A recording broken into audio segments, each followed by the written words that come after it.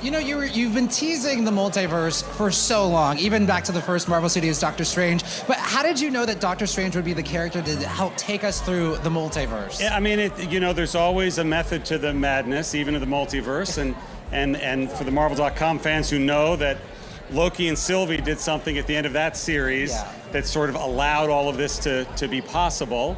He Who Remains is gone, and that allowed a spell to go wrong in Spider-Man No Way Home, which leads to the entire multiverse going quite mad in this. I feel like you just connected something for me that I don't know. Was that there. Did we just get a scoop? I feel like there. we just got a scoop. It's all connected. All there. Okay, all right. It's all there. So it's fun, right? This is absolutely a sequel to the first Doctor Strange, but also to Infinity War and Endgame, also to WandaVision, and that really just let us have an embarrassment of riches of such an amazing cast and amazing stories, and then Sam Raimi tying it all together. Right, so what made this particular film All right, guys, so that was an interview that was given on the Multiverse of Madness red carpet.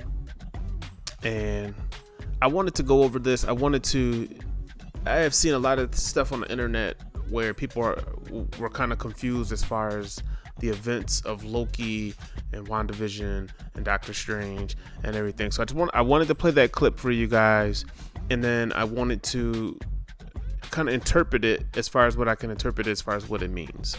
So let's get into this. The events of Loki, where Sylvie kills He Who Remains, which is the variant of King the Conqueror.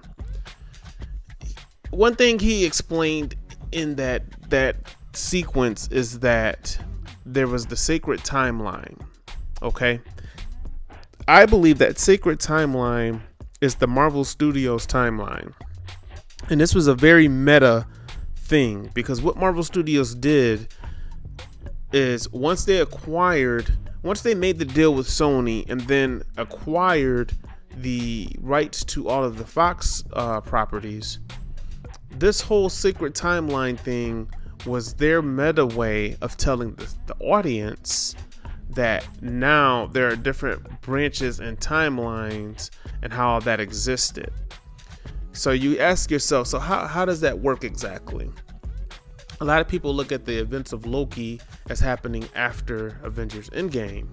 So it doesn't make sense to why the timelines are happening after. But what you miss is that He Who Remains existed outside of time. So these events that happen in Loki actually happened before anything happened in any timeline. It's because it exists outside of the timeline, it's not in a linear form. So actually Sylvie killing He Who Remains is what gave us the Sam Raimi Spider-Man. It's what gave us the first X-Men movies. It's what gave us all of the X-Men movies, because who knows how many different timelines they were messing with. That's what gave us the Ghost Riders. That's what gave us the Punisher. That's what gave us Marvel TV stuff. That whole aspect of what happened in Loki is their way of telling the audience all of this other stuff you've gotten over the years wouldn't be possible if it were not for Sylvie killing He Who Remains. And I think that's what holds Loki up a little bit, at least in my rankings of where I was going with Moon Knight and Loki. Loki had more tie-in, a little bit more meaning, and a little more tie-in and just meaning to the phase for phase 4 of what we're getting into this with this multiverse phase.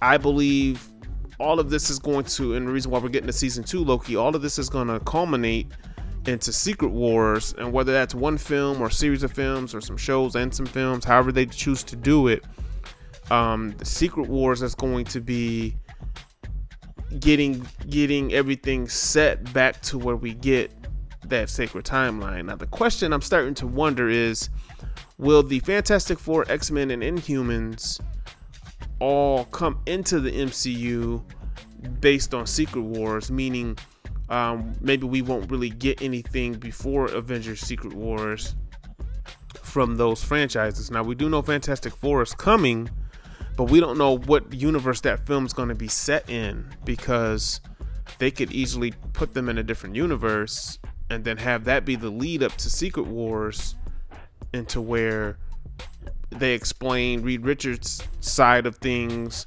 and how that, you know, just leads up to the what they were saying was coming in Loki. I mean, they basically explained that in Loki. So I just wanted to make a quick video just to kind of explain my interpretation of that and as to why that's happening. Now, one thing that does not explain, and one thing that has still not has been explained through anything, is why Ralph Bohner was the Quicksilver from the other universes.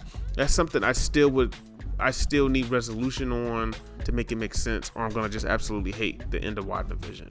And I'm still gonna probably hate the end of WandaVision anyways, but that nugget out there is a big missing piece, of just a big chunk missing out of the puzzle. So you know, if I give her, you know, here's the cries of the fans, like yeah, please explain that, in which they have time.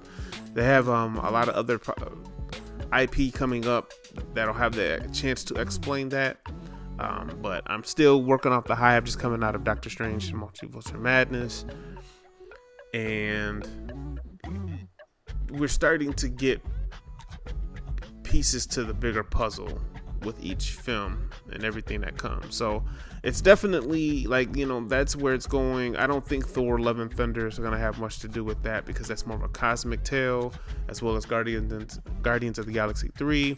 Who knows what the Marvels is going to bring. Black Panther is probably going to be more of a self-contained story between Atlantis and Wakanda.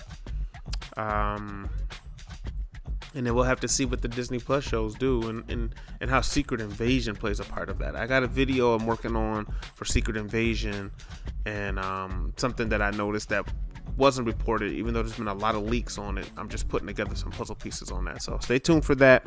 But in the meantime, yeah, that's what I feel about the whole Loki He Who Remains thing. It's just the fact that he's outside of time. So he had the sacred timeline. All we ever got up until that point was MCU stuff, and then as soon as he did that, now we're starting to get this multiverse of things happening between Spider-Man and Doctor Strange. So that's where I want to leave it, guys. You know where to find me. It's your man's Armand for E = MCU. I'm out.